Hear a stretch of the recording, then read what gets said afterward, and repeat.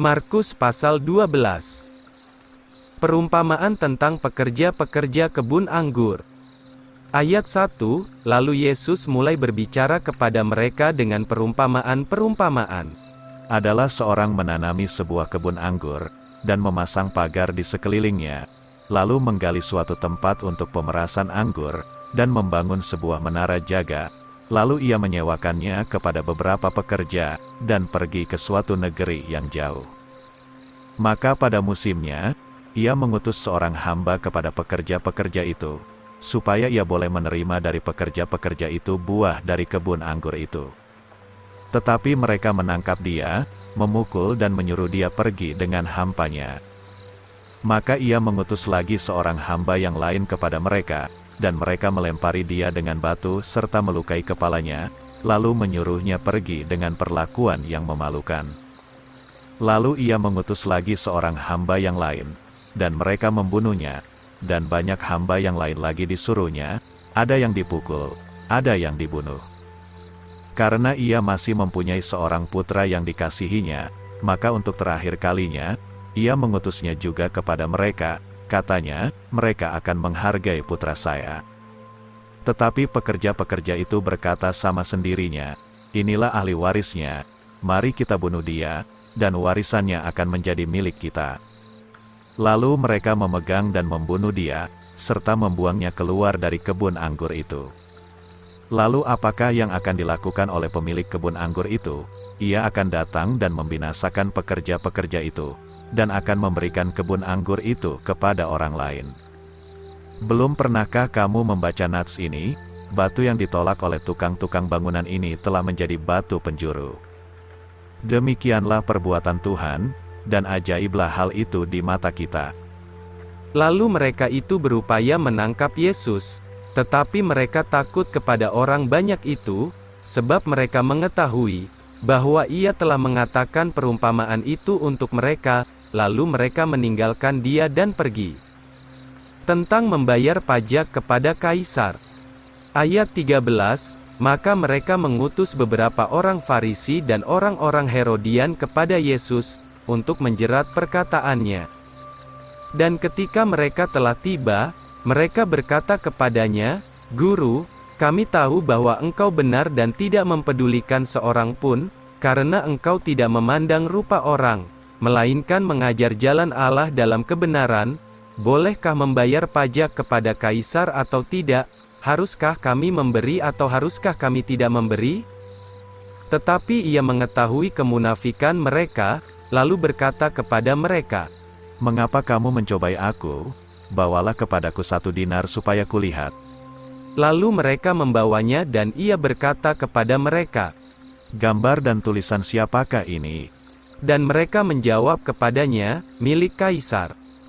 Lalu Yesus menjawab dan berkata kepada mereka, Bayarlah kepada Kaisar barang yang milik Kaisar, dan kepada Allah barang yang milik Allah.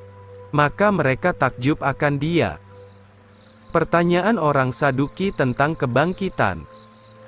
Ayat 18, lalu datanglah kepada Yesus orang-orang Saduki yang mengatakan bahwa tidak ada kebangkitan, dan mereka bertanya kepadanya, katanya, Guru, Musa menuliskan untuk kami, jika saudara laki-laki seseorang mati dan meninggalkan istri, tetapi tidak meninggalkan anak, maka saudaranya laki-laki harus mengambil istri itu, dan membangkitkan keturunan bagi saudaranya itu. Sekarang ada 7 orang laki-laki bersaudara, dan yang pertama mengambil seorang istri, lalu mati tanpa meninggalkan keturunan. Maka yang kedua mengambil perempuan itu dan mati, juga tanpa meninggalkan keturunan, dan demikian pula dengan yang ketiga. Dan 7 bersaudara itu telah mengambilnya, dan tidak meninggalkan keturunan, akhirnya perempuan itu pun matilah. Karena itu pada hari kebangkitan, ketika mereka bangkit, perempuan itu menjadi istri siapakah dari antara mereka itu, sebab ketujuhnya telah beristrikan dia. Maka Yesus menjawab dan berkata kepada mereka, Bukankah sebab itu kamu sesat, karena kamu tidak mengenal Alkitab maupun kuasa Allah? Sebab ketika mereka bangkit dari antara orang mati, Mereka tidak kawin ataupun dikawinkan, tetapi keadaannya seperti malaikat-malaikat di surga. Dan mengenai orang mati yang dibangkitkan, tidakkah kamu membaca di dalam kitab Musa, bagaimana Allah berbicara di dalam semak belukar kepadanya, katanya, Akulah Allah Abraham, Allah Ishak, dan Allah Yakub. Ia bukannya Allah dari orang mati, melainkan Allah orang hidup, sebab itu kamu sangat sesat. Hukum yang terutama. Ayat 28, lalu datanglah seorang dari para ahli Taurat itu, sesudah ia mendengar mereka berbantah-bantah, dan mengetahui bagaimana Yesus telah menjawab mereka dengan tepat, maka bertanyalah ia kepadanya, perintah manakah yang terutama dari semuanya? Lalu Yesus menjawab dia, Yang terutama dari segala perintah-perintah itu ialah, dengarlah hai Israel, Tuhan Allah kita, itulah Tuhan yang esa. Dan hendaknya kamu mengasihi Tuhan Allahmu dengan segenap hatimu, dan dengan segenap jiwamu dan dengan segenap akalmu, dan dengan segenap kekuatanmu. Inilah perintah yang terutama. Dan perintah yang kedua demikianlah, hendaknya kamu mengasihi orang di sebelahmu seperti dirimu sendiri. Tidak ada perintah lain yang lebih besar dari kedua perintah ini. Maka ahli Taurat itu berkata kepadanya, tepat guru, engkau mengatakan yang benar, bahwa ada satu Allah dan tidak ada yang lain, kecuali Dia. Dan mengasihi Dia dengan segenap hati dan dengan segenap pengertian, dan dengan segenap jiwa dan dengan segenap kekuatan, dan mengasihi orang yang di sebelahnya seperti dirinya sendiri, itu lebih dari segala kurban bakaran dan kurban sembelihan. Maka ketika Yesus melihat bahwa ia sudah menjawab dengan bijaksana, berkatalah ia kepadanya, Engkau tidak jauh dari kerajaan Allah. Dan sesudah itu tidak ada seorang pun berani menanyai Yesus. Hubungan Yesus dan Daud. Ayat 35, ketika Yesus mengajar di dalam bait Allah, maka ia menjawab dan berkata, Bagaimanakah ahli-ahli Taurat dapat mengatakan bahwa Kristus itu putra Daud?